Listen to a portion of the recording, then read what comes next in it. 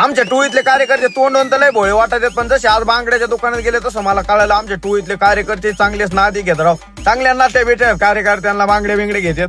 तर जय श्रीराम भावांनो, मी एविका ब्लॉगर स्वागत आहे तुमचं सगळ्यांचं आपल्या एका नवीन ब्लॉग मध्ये. वडीत बसून डायरेक्ट दुसऱ्या साईडला चाललो होतो, कारण की ओमकारेश्वर मध्ये मंदिराकडे जायचं म्हणलं ना, वडीत बसून जावं लागतं पलीकडल्या साईडला. वडीत बसून वरती आलो, डायरेक्ट मग फुलं घेतले, पारसाद बिरसाद घेतला, टोळी घेऊन डायरेक्ट वरती गेलो ना. आता आमची टोळी तुम्हाला माहिती एकटं कुठं जात नाही, गेली का काय मागं पाहत नाही, मागं नाका पाय ना गप्प राहत नाही. आता काय करते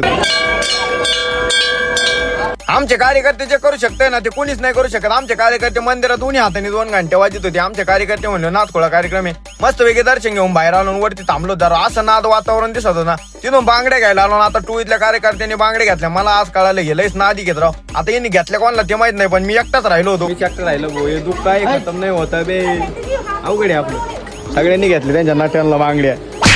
टोळीतल्या कार्यकर्त्यांच्या घरचे दावा ब्लॉक बघतील दावा म्हणजे तुम्ही बांगड्या तर घेतल्या होते, पण बांगड्या गेल्या कुठं आता त्याचा अंदाज तुम्हीच लावा. खरं सांगायचं म्हणजे बांगड्या घेतल्यात नाही, फक्त व्हिडिओ काढूच तर होत्या. आता नगरकर म्हणलं की विषय पंपाते भाई, डायरेक्ट आम्हाला शिंगणापूरचे पोरं भेटले ते.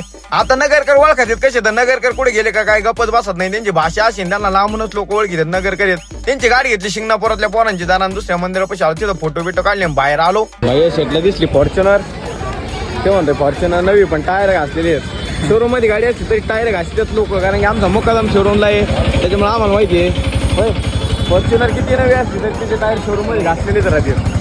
कोणची गाडी घ्या तुम्ही तिचे टायर घासलेलेच राहणार. आणि असा विषय झाला भाई शेटचा, कारण की आम्हाला माहिती आहे मुक्कादम शोरूमला येतो, नव्या टायराची गाडी, टायर घासतो गाडीची. मी कोणत्या टायराबद्दल बोलत होतो ते तुम्हाला कळालंच असं. आणि आता बंटी शेटने अन्नाच्या भाऊबांधा संघ 30-30 रुपये डील डन केली. 30-30 रुपये ते म्हणला जॅकेटचं काय देणार नाही बा, तुम्ही गुलते झाले तरी जमान. म्हणलं काय अडचण नाही भाई, आम्हाला पावता येतं, तो फक्त आम्हाला टपा काढायला घे म्हणजे उडी मारता येईल टाप.